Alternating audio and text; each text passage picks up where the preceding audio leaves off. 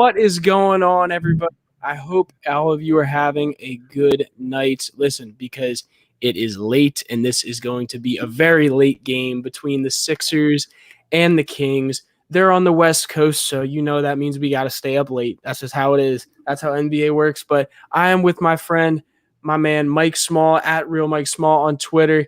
He has an amazing podcast called Killing Me Smalls, where he has some amazing guests on there with him. How you doing, Mike? Justin, it is an honor, my man. Looking forward. I like the West Coast games. You know, as an older guy, it's nice. You know, I have dinner with the family. You know, the kids go to bed. You know, we have nice time with my wife, and then I feel no guilt because she falls asleep on the couch, and I can watch the Sixers, and it's not, you know, turning off her Lifetime movies and her getting mad at me. This is actually really good. This is good. Yeah, for listen. I hear you. You get the whole day to do what you need to do, and then at nighttime, it's like, okay, it's game time. So I totally understand that. And listen, we got a pretty exciting matchup. I mean, a West Coast opponent. The West Coast people always say the West Coast is more competitive, so it's always fun to play a team from the West, especially when you got a guy like De'Aaron Fox on the other side. You got guys like Tyrese Halliburton, who's a really good rookie. That's looking amazing and looking like a real big mistake that some teams have passed up on him. I mean, Tyrese Halliburton right now is shooting 49% from the field and 44% from three. Now that's I don't think anybody saw those numbers coming out of college for him. You know, and he passes the eye test too. I've watched him play a few times, and I hate to think that Bill Simmons did anything that I like, but I do listen to his podcast, usually just to get mad at it.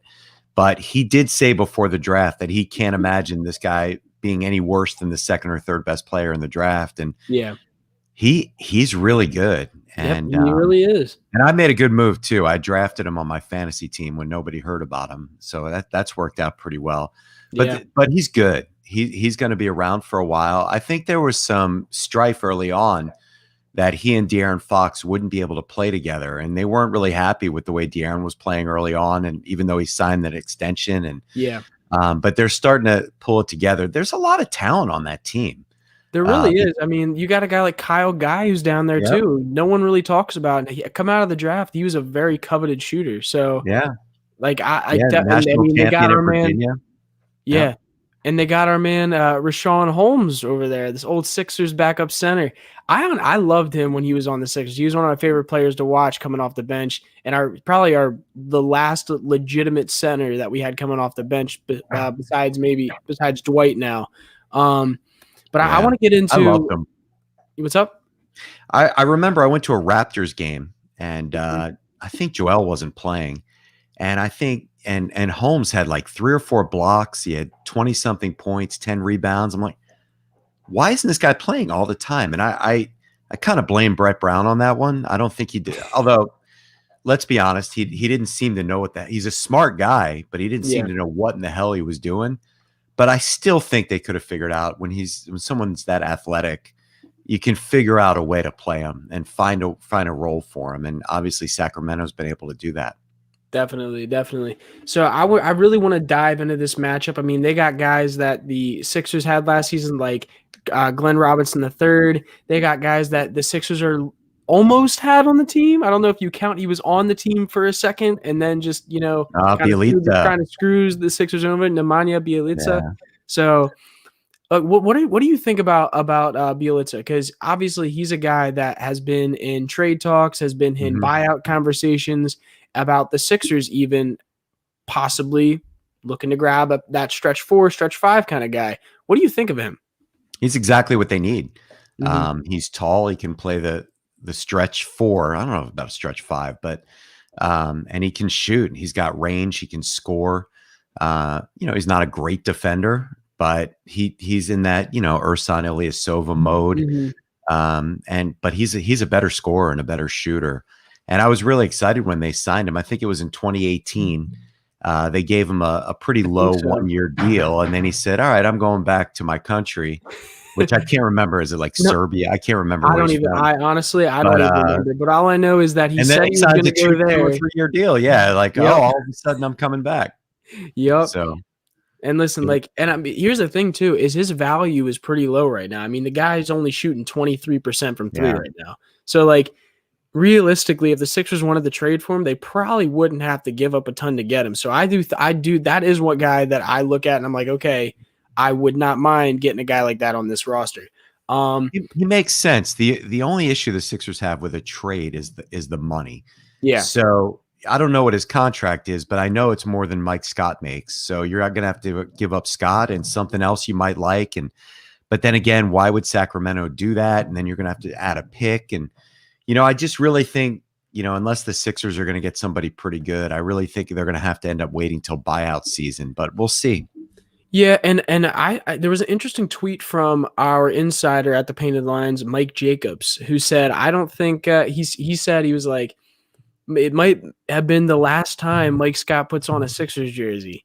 Like he never really, and obviously like that wasn't with him saying sources or anything like that, but that was just like an interesting comment to me because it honestly wouldn't surprise me. I mean, the guy Mike Scott's not producing right now, and he's just he's having a rough go right now. And obviously he wasn't playing bad when he was playing. He's just hurt all the time. Yeah, I mean, but he also isn't giving you that really the percentage you want out of that 4 spot off the bench, especially when you have a lot of guys off the bench that you don't have as many shooters as you do in the starting lineup on your bench. That's Emma back there, big Sixers fan who keeps throwing her bone around. He's not a great player. He's really not. He's a guy that was shooting 40% when they got him, and he's not a great shooter. He's an okay shooter. Mm-hmm. He's not a great defender, but he'll battle. He's not a great player. So they definitely could use an upgrade at that spot. Yeah. Now let's get into the matchup at hand with tonight. I mean, the Kings are 12-11 on the season. They are 7th in the Western Conference. Sixers 17-7 on the season and 1st in the Eastern Conference. Kings are 7-6 at home, and the Sixers are 6-5 on the road. So, like, if you're looking at statistically when it comes to winning and losing on the road, it's kind of a iffy game. The Sixers have, in the past few seasons, have had a hard time winning games on the road. But I think the thing that sticks out to me the most is the difference in defense for both these teams. The Kings' defensive rating this year is 30th in the NBA. They're ranked last in the NBA this season so far, and the Sixers are ranked 4th. Sorry, looking at my paper here. Yeah, no, it's good stuff though. It's good stats. Yeah. Keep going. So the Sixers are ranked 4th on defense, and the Kings are ranked 30th. So like obviously that's a big difference, especially because the Sixers offense is ranked 14th, which I mean isn't highest league average at basically, and the Kings offense is ranked 8th. So it's going to come down to what can the Sixers do to slow down De'Aaron Fox? I mean, De'Aaron Fox is averaging 23 points on the season right now. So who do you think the Sixers are going to put on De'Aaron Fox to really slow him down? Obviously, I think Ben Simmons is like the obvious answer there, but I don't think they have him guarding him all game. What do you think? No, I don't think so either. I'm going to take a step back before we dive into that and just comment on what you were talking about. The one stat that I like is that the Sixers, and I don't have the number in front of me, but it's a real big number. When the Sixers get a couple of days rest, they play really, really well. Yeah. And they haven't played since Saturday night, even though they had to fly, 6.5 hour flight to Northern California. They've had some rest, which is really, really good. So when they do those back-to-backs on the road, and that's when they run into trouble. And I still believe last year's road record was a bit of a statistical anomaly. Yeah. And maybe their home record was too, but they're a really good team at home and not as good on the road like the rest of the NBA. And they're one above 500 on the road this year, as you mentioned. And if they finish the year one above 500 and winning most of their home games, they're going to be the 1 or 2 seed in the East, no doubt. So that's really, really good. Getting back to De'Aaron Fox, real quick, a point you were saying about when they have time off and they seem to play better when they have a little bit of time off. I think that has to do with the pace because the Sixers are 8th in the league in pace right now, which is not normal for this team. I mean, you didn't see that as much when Brett Brown was coaching. The pace wasn't at this high. And I mean, the Kings tried to get it that high. They just didn't get there. And and when you put some plotters in like Al Horford, and you're not going to get there. Exactly. And I mean, the Kings, like something I heard about consistently last year when, correct me if I'm wrong, Walton, did Walton get there last year? Or was the year before that when he became the coach of the Kings? It was last year. Last Yeah. year. What the key thing I kept hearing about the Kings last year when he got there was that the year before he became head coach, the Kings had a very high-paced offense with De'Aaron Fox running the court. You know, De'Aaron Fox is one of the fastest point guards, maybe fastest players in this league, and their pace was super high because he was just running the court with Rashawn Holmes. All of Yeah. a sudden, you get Luke Walton in there, and the pace went down. I think they were last in the league last year in pace, or close to it. Now this year, what were they last year? They were 20th in the league last year in pace. They moved up to 13th. Now I think that helps De'Aaron Fox and the Kings offense a little bit. And you can tell by the way they're playing when Tyrese Halliburton's running the point or when De'Aaron Fox is running the point. But ultimately, my whole point with all that was saying, with throwing all those numbers at you, is it does make sense why the Sixers play better having some time off with how fast they're running, with how much they're running the floor. I'm sure early in the season they're gassed because they're trying to get their conditioning up. Yeah, and I think you make a good point there, but I think the bigger point is the fact that Joel Embiid's knees get to rest and his back gets to rest an extra day. Mm-hmm. Ben Simmons with some of his, issues get to rest a little bit. Danny Green's getting a little bit older.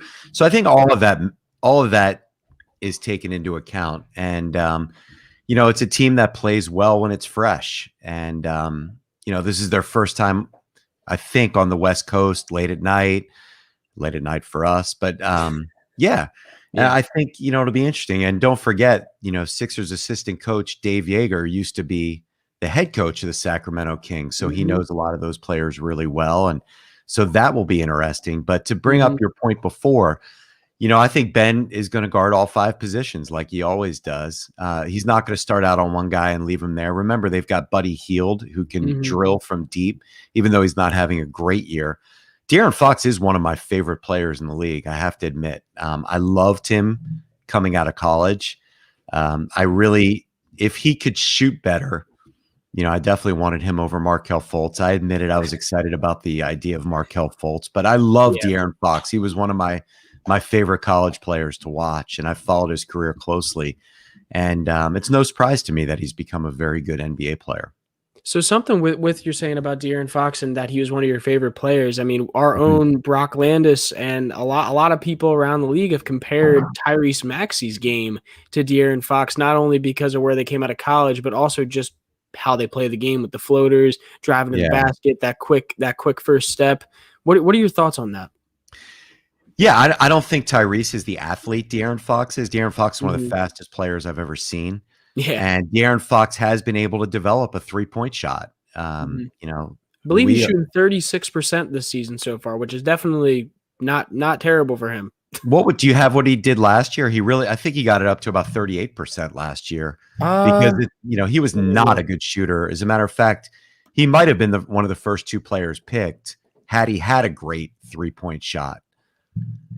But let me see. The thing that while you're looking that up, I really love De'Aaron Fox when he was in college. In that, I remember the big game against Lonzo Ball, and everybody was talking about Lonzo at UCLA, and Fox just ate his lunch twice.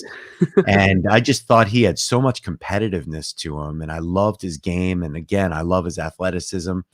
And I think he's great. I really, really do. And he's going to be a challenge to whoever guards him tonight. I'm sure Seth Curry will get a chance. I'm sure Shake Milton will get a chance. And for sure Ben. Yeah, so what I'm seeing is his numbers, and they haven't they've went up since last year so far. Last year he was shooting 29% from 3 in the bubble. And the year before that, shooting 37%. So obviously a little bit. He was awful in the bubble, but what? Yeah, pretty big drop off there. But I kind of, to me, a lot of the stats that obviously, like, they count, but that's a very, very different season in comparison to other seasons, just like this season is as well. So I don't put as much emphasis and as much value into last season's numbers as I think some people might. Right. So I do think that doesn't represent him as a player. I think where he's at right now represents him a little bit more. And I think, like you said, if he can raise that bar up even more, he'll be an even better NBA player with how he can drive to the hole. But anyway, let's Remember, get he into hit a this. buzzer beater on the Sixers last year. Did he? I don't remember, to be honest with you.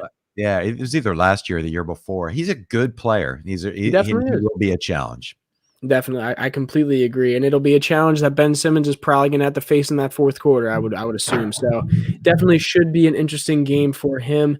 Let's get into the starting lineup. So typically, the starting lineups have been Fox, Hield, Barnes, Marvin Bagley III, and Rashawn Holmes for the Kings, and for the Sixers, your very own Philadelphia 76ers has been Simmons, Curry, Green, Harris, and Embiid. It seems like all of them are playing tonight. I haven't seen anything on the injury report or anything The like only that person on the besides injury Mike report was Scott. Mike Scott. That was Yeah, it. exactly. That's the only person I've seen as well. So it's looking like everyone's going to be healthy going into the game. What's tonight. their record when they're all in the game and starting? Pretty sure they're undefeated. That would be correct. You know. I think it's 11-0, right? I think it might be more than that. Might be actually 13-0. I think it is 13. I want to say it's 13. But yeah, like listen, this Sixers team when they are healthy is just it's ridiculous. Now it scares me a little bit. I'm not gonna lie that they have to have every piece. It seems like every time one guy is out, whether it's Seth Curry, Ben Simmons, Joel Embiid, mind you, obviously Ben Simmons and Joel are two stars, so that makes sense at times.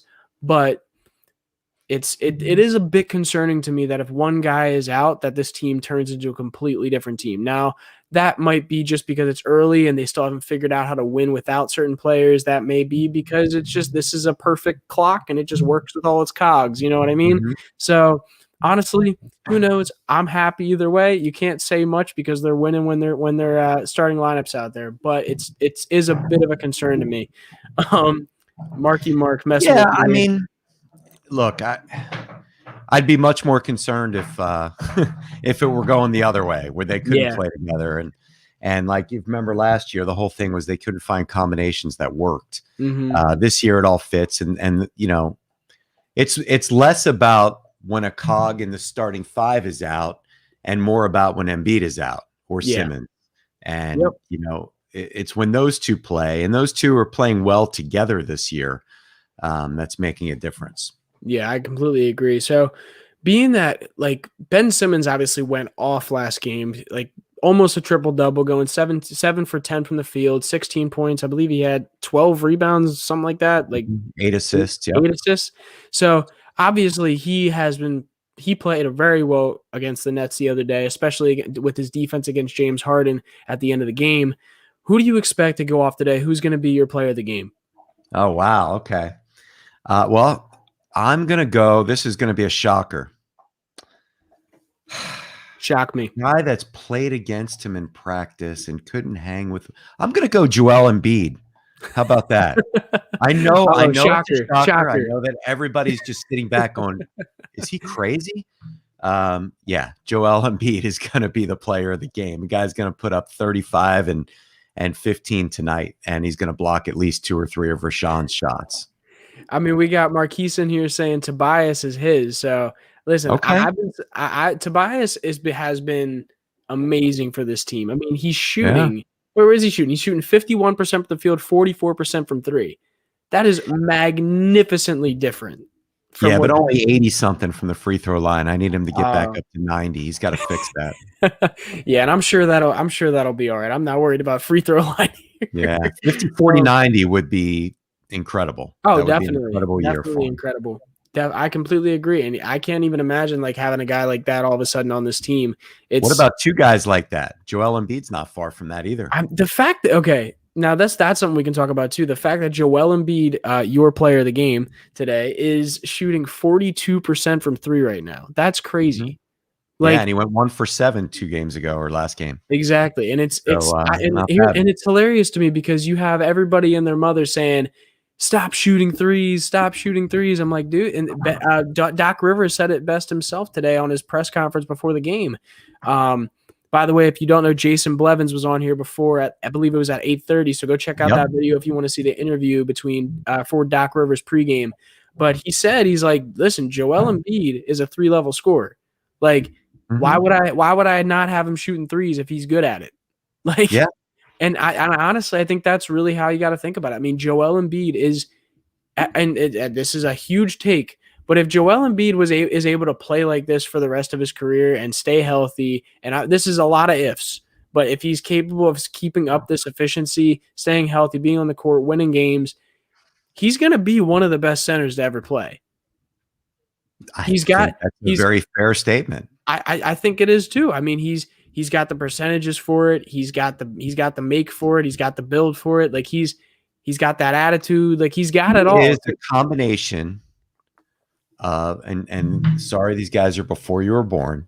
He is a combination of Patrick Ewing, Akeem Olajuwon, and Dirk Nowitzki. That's what he is this year. He is a little bit of all of them right now. Yeah. No, and I completely agree. He is another beast, man. He really is. And it's funny because I honestly 2 years ago was one of those people saying, should we trade him? Like he's super injury prone. Is he going to be healthy enough to last in his career? And it seems like he's figured it out. And let me let you off the hook on that one. I'm going to tell you something that I said. Yeah. And I'm embarrassed by it because I hate Duke. But I said, you know what? Maybe we should draft Okafor just in case Embiid's never going to be healthy. Listen, that is a bad take now. Bad one. That's a bad take now. Yeah. Now, mind you, it could be. I'm very opinionated and I'm very strong in my opinions. Give me a follow on Twitter at Real Mike Small. You'll see him. But I'm not afraid to admit when I'm wrong. And listen, I get it. I'm wrong on that one. I get it. I should have known better. Anytime a Duke guy is drafted in the NBA, except for a couple of them, they're a disaster. So listen, speaking of Duke guys, and I'm gonna actually go to undrafted guys. We got Seth Curry, who is just Seth Curry has been a very breath of fresh air for this team. Obviously, not as of late. It seems like he's battling COVID symptoms. He's battling the just the tiredness and the fatigue, it seems like. So that's obviously not good. Hopefully, as the season goes on, he looked great before he got sick, didn't he? It really does. And it sucks. I mean, he was shooting over 60% from the catch and shoot. And what better player can you have next to Ben Simmons than a guy like that? So obviously, don't love to see that. But let's get into I didn't even say my player of the game. I just realized that. Who you going with? You're going to go De'Aaron Fox, aren't you? See, if I was a Kings fan, I may go with De'Aaron Fox. I may. Well, I mean, you can be an unbiased journalist and think. I am. Listen, we spent half this pregame already talking about the Kings. If I was biased, I would have talked about the Sixers this whole time. Okay, yeah, all right. I'll give you that. So, who do you think's going to win the game? So game, I think it's obviously Philly, in my opinion. Obviously, I think it's going to be a game. I think it's going to be interesting. But I think on the defensive end, you just have no one who can check Joel. You don't have anybody who can check Ben Simmons on that side of the ball. And I just think that's more than obvious. I mean, their defensive rating this year is god-awful. They're literally last in the league.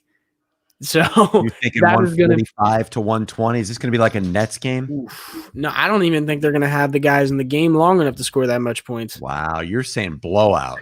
No, I don't know about that. And you better get off here and get on DraftKings or something. I think the spread's only like 6. No, I'm all right. I'm all right. Yeah, I don't know. I don't think it's going to be a blowout. I think your boy De'Aaron will keep it close, but it's I think ultimately at the end of the game, just like they have been doing a lot throughout the season, that they're just going to lock them up. They're going to lock up the Kings. Maybe De'Aaron will get in there every once in a while just based on his athleticism alone. But as long as the Sixers are hitting their threes and Joel is making his shots down low, this game's good as over, in my opinion.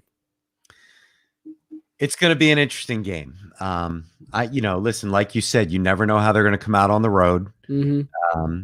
It's not like we have to worry about, a big fan base getting that Sacramento is going to get behind, because Sacramento is a loud place. I used to live about 40 minutes from there. Okay. And it gets really, really loud, but that's not going to happen tonight. And it's just going to be, I think like 90% of the games the Sixers play, it's not going to be about the opponent. It's going to be about how they play. Yeah. And I can't disagree with that, especially when you're going up against the Kings team who has more experience playing together, and the Sixers obviously don't. I mean, as good as the Sixers have played, people have to remember this team is very, very new. It's still new, and there's still a lot of moving pieces going around, and I think everybody here expects a consolidation trade at some point, so we'll see what happens. I saw an interesting question on here now that we've kind of gotten our takes out for the game. Interesting question here. Who has the higher ceiling in your opinion, Maxey or Fox? I think it's an obvious answer, but what do you think? I think it's Fox. I think Fox is a really good player. Fox is I think he's not far from being an all-star. And I think if Maxey's a rotation player and a starter, we're going to be really happy. I think I don't mean to, I'm not dissing Maxey. I like him a lot. Listen, I don't think he's got a ways to go. Fox is a pretty polished player already, and he's just getting better and better. Yeah, I don't think you can. I don't think anybody could justify saying you're dissing Tyrese Maxey by saying that you think Fox is a better player. I mean, Fox has been in the league. It was a higher prospect coming out of college. There's a reason why he was drafted so high, and there's also a reason why Tyrese Maxey slipped down to 20, or 21. Yeah. So I think it just makes sense. But I do think it's funny.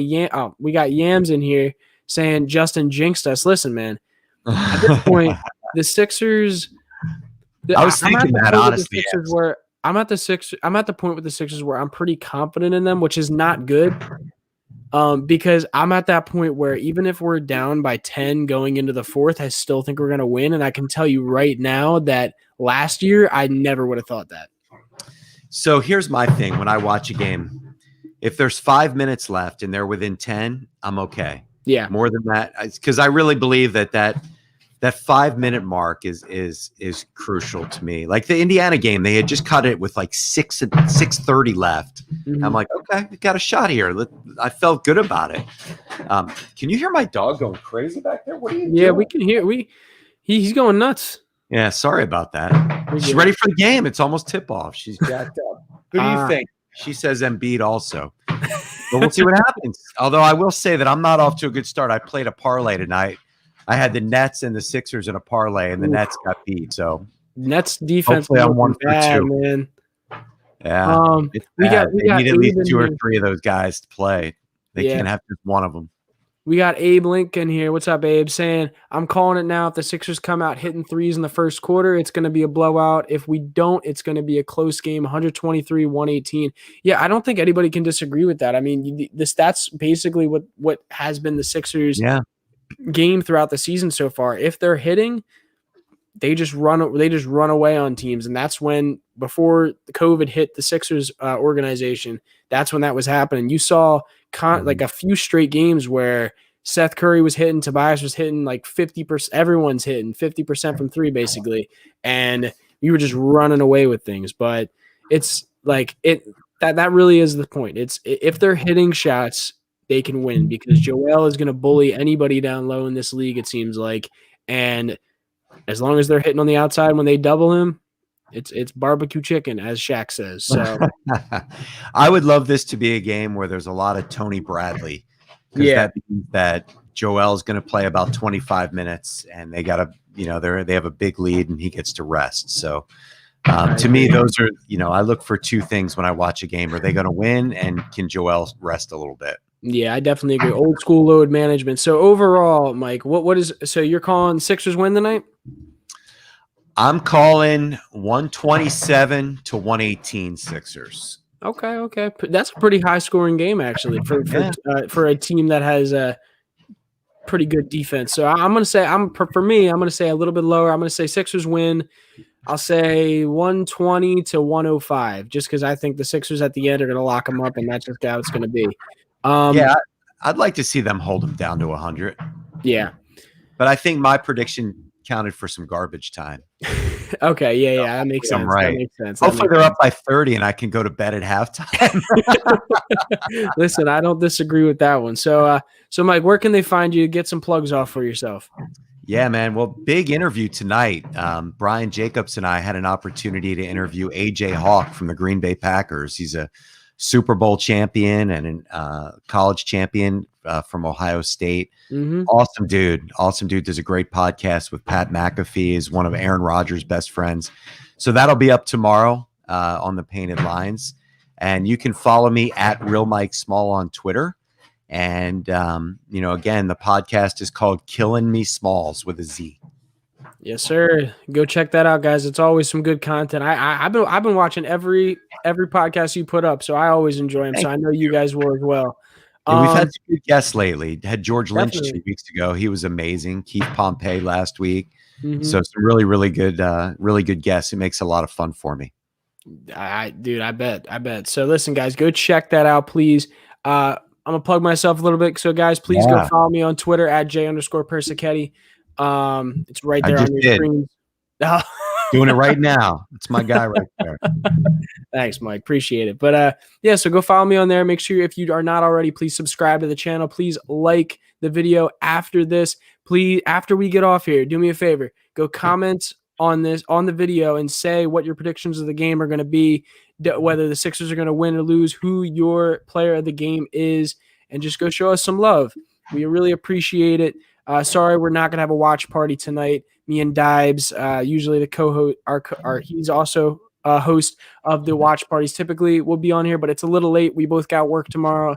I got class tomorrow as well, so we're gonna take a night off, but we'll try to be back here as much as we can. I think the next game is Saturday, or sorry, we have another 10 o'clock game this week, but then Saturday, I think there's a game at 3. So expect that will probably be us, and we'll probably be around for that. But just wanted to warn you guys about that. So it's a beer tonight, a Sixers win, and coffee tomorrow. Yes, sir. Yes, sir. That's Maybe look out for a recap, post game show tomorrow as well. By the way, because we're probably not going to put it up tonight. So, guys, we appreciate you hanging out with us. I know we got about 50 people in here, so make sure, like I said, drop a like. We'll be back. Love y'all. We'll see you. Peace out. Bye. Good stuff, man.